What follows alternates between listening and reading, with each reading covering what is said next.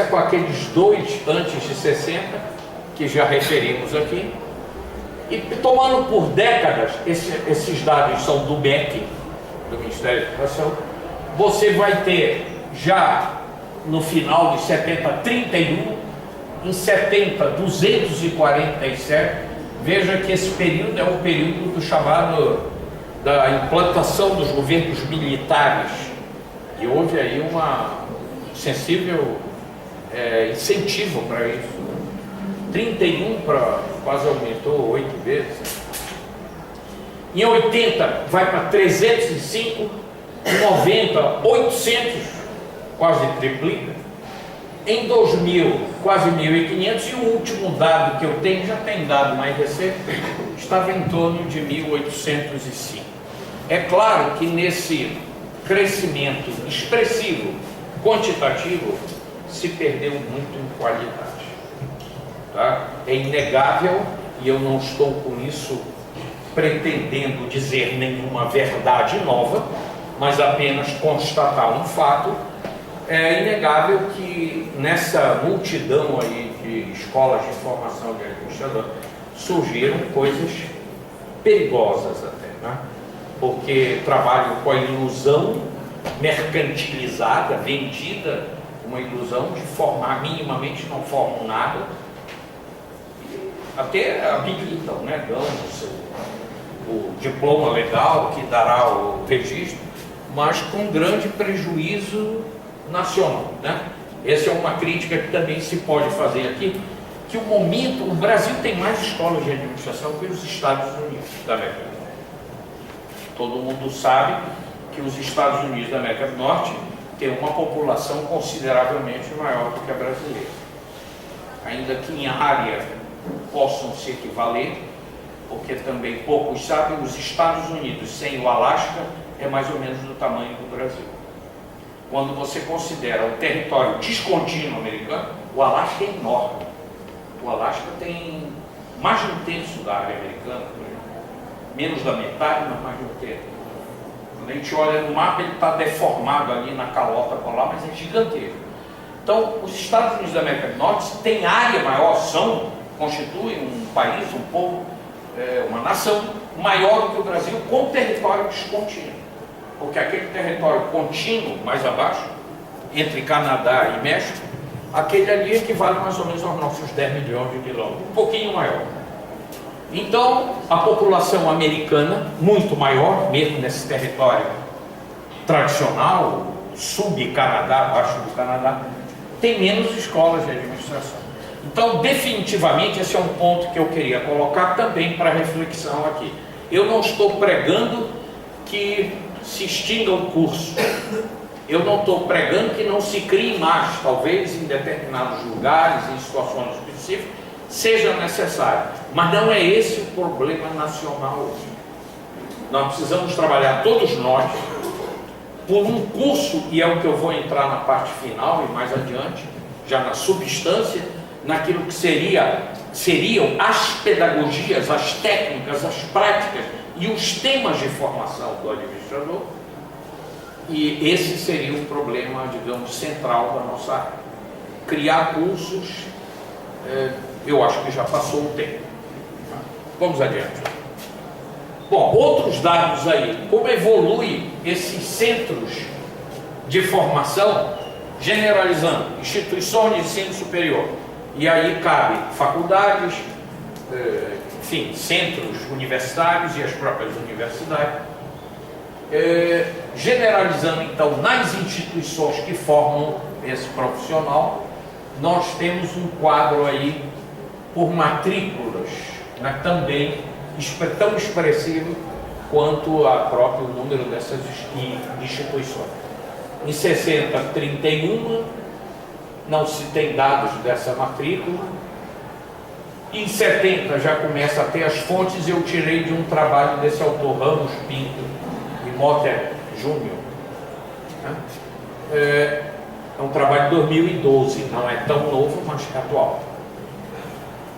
E vamos vendo o crescimento. No final da década de 70, quase 67 mil matriculados e egressos 5.300, arredondando. Isso vai crescendo da mesma forma, quase que exponencial, é um crescimento.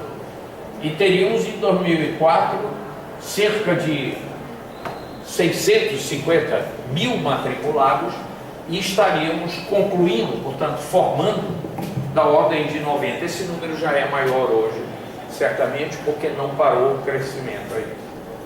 Então nós estaríamos colocando no mercado aí cerca de 90 mil profissionais habilitados legalmente para o exercício da profissão.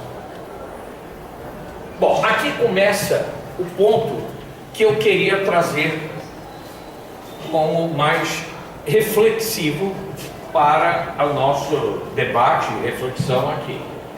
São algumas considerações que eu postulo sobre a formação do conhecimento de administração e da sua difusão, portanto, através das escolas, etc., no Brasil.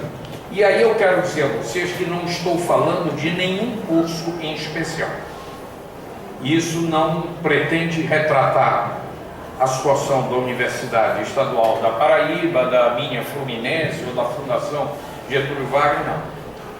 Até porque nessas escolas tem havido muito pouca originalidade na conformação das suas práticas pedagógicas de formação e na montagem dos elencos, das grades temáticas, etc., dessa formação. Talvez mais do que em outras faculdades, eu venho, por exemplo, a mim já disse que a minha primeira área de formação foi engenharia, onde eu trabalhei e tal, muito tempo. E eu lembro que quando eu me formei em engenharia, as escolas de engenharia no Brasil, claro que todo mundo estudava cálculo e física, isso é fora de dúvida, mas elas tinham razoável diferenciação na construção das suas grades de formação. Na administração, isso não é muito comum. Podemos dizer que há algumas matrizes que foram copiadas, simplesmente, né? Às vezes até sem saber o que estava copiando e sem conteúdo regional, local, para aquele estudo, talvez muito mais associado a um setor mais industrializado, não tanto agrícola e por aí afora. Bom, então eu coloco algumas questões aqui que eu queria debater com vocês. Nada disso é verdade, são reflexões. Um campo teórico que historicamente vem se constituindo sob a ótica central de atendimento às necessidades de formação de mão de obra especializada para o desenvolvimento, grifado, econômico, talvez fosse melhor dizer crescimento econômico, ou seja, aumento da atividade econômica, o que só com muita generosidade pode ser sinônimo de desenvolvimento. Não há nenhuma associação assim linear clara de que aumento de atividade econômica represente desenvolvimento, no sentido mais amplo da palavra. Então aí já tem um problema sério, porque essas escolas, esses cursos têm sido criados para, de alguma forma, promover o crescimento econômico. Se isso é bom ou mal, não vamos discutir aqui, em princípio é bom. Mas não aceitemos friamente assim, que isso é desenvolvimento nacional. Sob influência do modelo da sociedade norte-americana. Aí vem um grande problema que hoje está sendo objeto de muita discussão no mundo. Por quê? Não é que seja mal o modelo da sociedade norte-americana. Eu que pertenço a uma geração que negou muito essa influência americana no mundo do pós-guerra principalmente, mas eu digo com toda a frieza, olha, eu não conheço modelo de sociedade que tenha conseguido uma melhor realização do projeto de distribuição de riqueza do que a americana, não a de hoje, a desse pós-guerra. Se você imaginar, e eu não estou fazendo propaganda, eu estou constatando que no apogeu da sociedade americana, digamos, o primeiro dezena de anos ou vintena do pós-segunda guerra mundial, se você admitir que essa sociedade se proclamava como sendo a sociedade dos 2/3 incluídos, isso dá mais ou menos 67%. Então, você está falando de um projeto social que incluiu 67% da população para um nível de consumo bastante razoável, inclusive com supérfluos. O próprio automóvel, que vai se tornar uma marca do American Way of Life e que passa a ser, nesse país,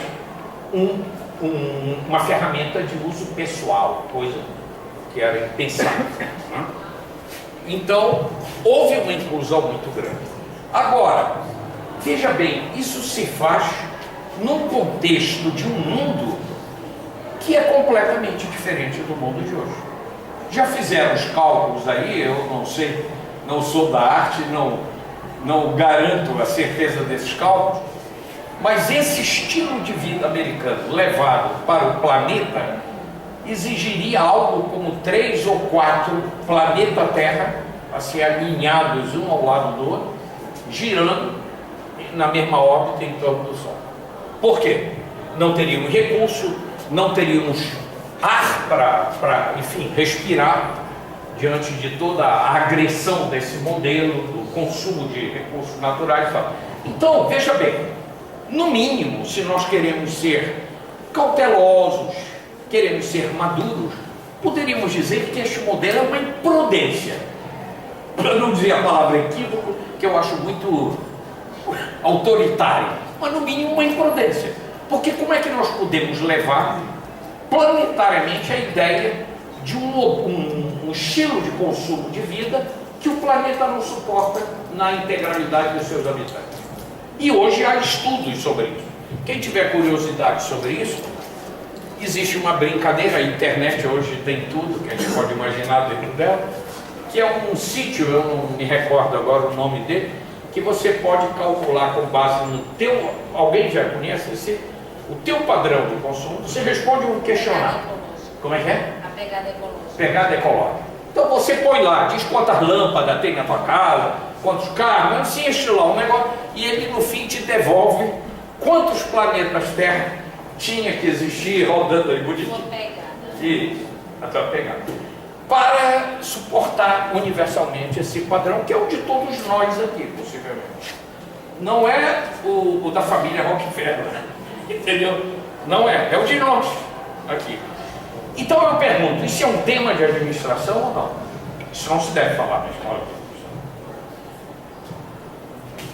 Bom, então essa influência aqui pode ser vista, e historicamente sempre terá um valor muito grande, como um modelo de uma sociedade que no seu microcosmo, que não é tão micro assim, conseguiu realizar com algum êxito, ainda que a custa tem outras implicações, da estagnação de grandes outros setores e sítios no mundo, mas conseguiu realizar bem. A questão hoje não é essa mais.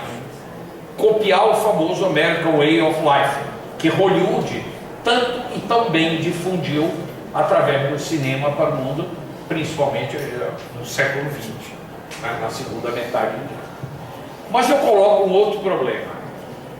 Um conhecimento social descontextualizado de seu locus de ocorrência, despolitizado, aí entra a tal administração política, anistórico, ou seja, que se faz contra a história, e utilitário, o que significa dizer pueril. Eu uso a palavra, a primeira vez que eu usei isso, um colega me chamou a atenção: Paulo, você está querendo ser muito educado. Pueril é infantil, né? Ele disse, é muito mais do que infantil. Bom, eu prefiro continuar educado e dizer que, no mínimo, é pueril você ensinar um conhecimento social que não é histórico, que não é político, despolitizar um trabalho todo de tratamento do marketing, da contabilidade, inclusive, que é uma ciência bastante exata, bastante positiva. Mas eu pergunto, será que antes do contador trabalhar com quantidade, ele não está trabalhando com qualidade? O que são as quantidades que ele escritura, que ele lança, que ele registra? Se não qualidade de alguma coisa, aumento de qualidade de vida, de saúde, de bens patrimoniais, né? Então tem